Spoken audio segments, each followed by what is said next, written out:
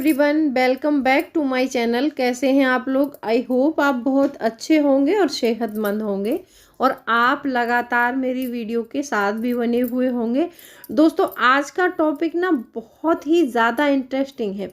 आज का टॉपिक है कि लोन लेके अमीर कैसे बन सकते हैं। अच्छा, लोन लेना ना हमारी जो पुराने समय से हमारी जो बड़े बूढ़े जो भी हमारे घर में होते हैं, बुजुर्ग होते हैं, वो समझते हैं कि लोन का कर्ज बहुत बुरा कर्ज होता है। अच्छा हाँ, ये बात भी ठीक है कि लोन का कर्ज होता तो बुरा है, लेकिन ये अगर हम चाहे तो ये बुरा भी बन सकता है और हम चाहे तो अच्छा भी बन सकता है। लोन लेके भी अमीर बना जा सकता है, क्योंकि पहले से ही लोगों की धारणा है कि लोन ले लिया तो कर्जे में डूब जाएंगे, हमारा खेत चला जाएगा, घर चला जाएगा, ऐसा सोचते हैं बहुत लोग। लेकिन ये बात सही नहीं है। लोन लेके अमीर बनना है या फिर हमें गरीब बनना है, ये हमारे ऊपर ही डिपेंड करता है। तो आज की वीडियो बहुत इंटरेस्टिंग है, तो वीडियो के अंत तक ज़रूर बने रहिए। और अभी तक आपने चैनल को सब्सक्राइब नहीं किया है तो आपसे एक नम्र निवेदन है, सब्सक्राइब करिए अपने इस चैनल को और बेल आइकन को भी ज़रूर प्रेस कर दीजिएगा, ताकि ऐसी इंटरेस्टिंग वीडियो की नोटिफिकेशन आपको मिलती रहे। दोस्तों, वीडियो पसंद आए तो एक लाइक ज़रूर कर दीजिएगा। तो चलिए स्टार्ट करते हैं वीडियो को। सबसे पहला पॉइंट आता है कि अगर हमने लोन लिया है बैंक से, मान लो हमने 20 लाख रुपए लोन ले लिया है, या तो हम उससे लाइबिलिटीज खरीद सकते हैं या उससे हम एसेट बना सकते हैं। अच्छा, अगर हम लाइबिलिटीज खरीदेंगे तो क्या होगा और हम एसेट बनाएंगे तो क्या होगा, जानते हैं आगे इस पॉइंट में। क्योंकि देखो, ऐसा होता है कि मान लो लाइबिलिटीज वो होती है जो हमारी जेब से पैसे निकालती है, और एसेट्स हमारे वो होते हैं जो हमारी जेब में पैसे भरते हैं। अब ये आपको लाइबिलिटीज और एसेट समझ में आ गया होगा, तो आगे देखते हैं। इसमें ऐसा होता है, देखो आगे मतलब अगर हमने लाइबिलिटीज खरीदी है, अब हमारी इसमें हम एक एग्जांपल से समझते हैं कि वो लाइबिलिटीज हमारी लोन लेकर क्या हो सकती है। मान लो हमने 20 लाख रुपए का लोन लिया किसी भी बैंक से और हमने एक बढ़िया चमचमाती अच्छी कार खरीद ली। अब वो कार जो हम लेके आए हैं वो हमारी लाइबिलिटीज बन गई। अब लाइबिलिटीज क्यों बन गई? क्योंकि अगर हमने कार लिया, जैसे ही हमने शोरूम से उस कार को निकाला, 50,000 रुपये उसकी कीमत रोड पर आते ही डाउन हो गई। लाइबिलिटीज वही चीज होती है जो समय के साथ पैसे की वैल्यू कम करती है और वो आपकी जेब से पैसे और निकलवाती है। अब हम कहीं जाएंगे तो उसमें पेट्रोल या डीजल जो भी भराएंगे, हम भराएंगे, अपनी जेब से भराएंगे। कोई भी मेंटेनेंस चार्ज होगा या फिर सर्विस होगी तो वो हम अपनी जेब से ही खर्च करना होगा सारा पैसा।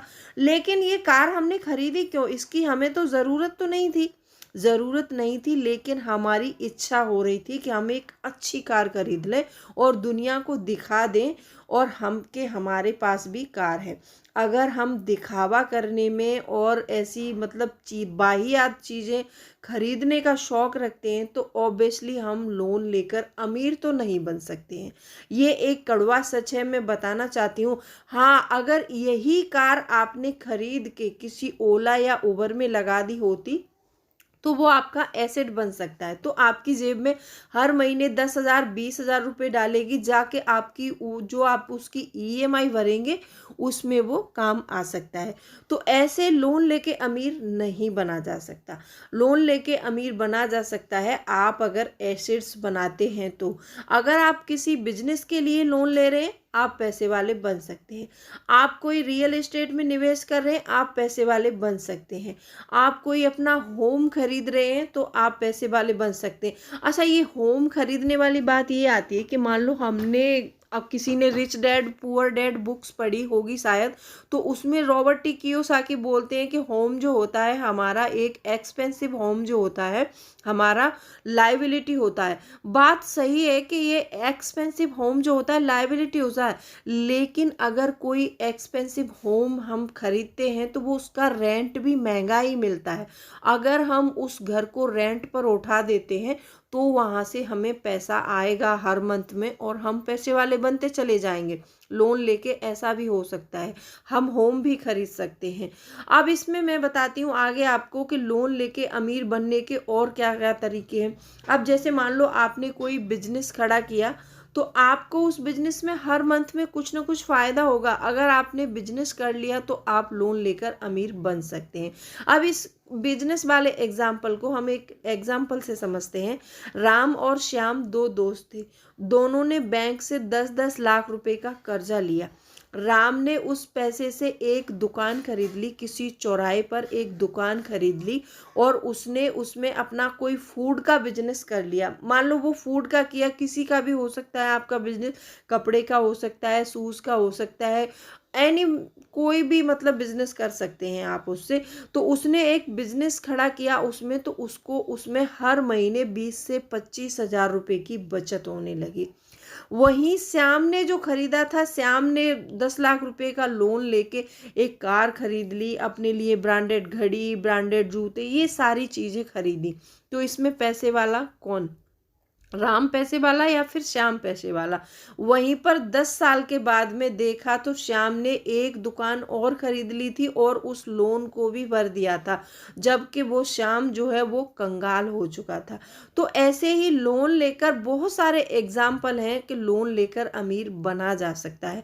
अगर हम उस पैसे से लाइबिलिटीज खरीदेंगे तो हम कभी अमीर नहीं बन सकते। अगर हम एसेट्स बनाएंगे तो हम लोन लेकर भी अमीर बन सकते हैं। अच्छा, एक तरीका तो ये हो गया कि लोन लेकर अमीर कैसे बना जा सकता है। ये आपको क्लियर हो गया होगा ये सारा कंसेप्ट।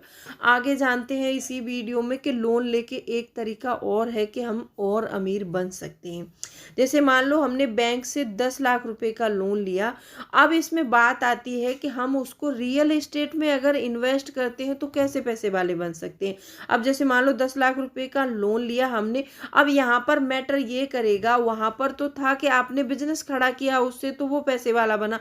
अगर रियल एस्टेट में हम निवेश कर रहे हैं तो हमें बहुत सारी चीज़ें हैं जो कि देखनी पड़ती हैं।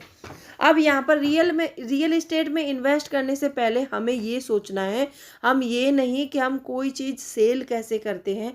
यहाँ पर मैटर ये करेगा कि हम कोई चीज़ परचेस कैसे करते हैं।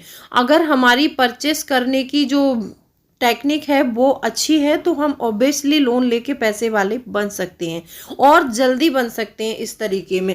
अब देखो, मान लो हमने कहीं पर अपना पैसा फंसाया, हमने कहीं पर प्लॉट खरीदा।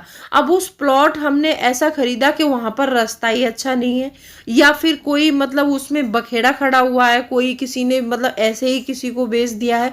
तो हमें जब भी प्रॉपर्टी खरीद रहे हैं तो प्रॉपर्टी खरीदते समय हमें पर्टिकुलर पूरा मतलब उसका वो देखना चाहिए, पूरा रास्ता हमें देखना चाहिए कि हम कहाँ कहाँ से हमारे प्लॉट के लिए रास्ता है और हम कैसे जगह पर प्लॉट परचेस कर रहे हैं, यहाँ पर आबादी कितने दिनों में बसेगी या फिर कितने दिनों में डेवलपमेंट होगा।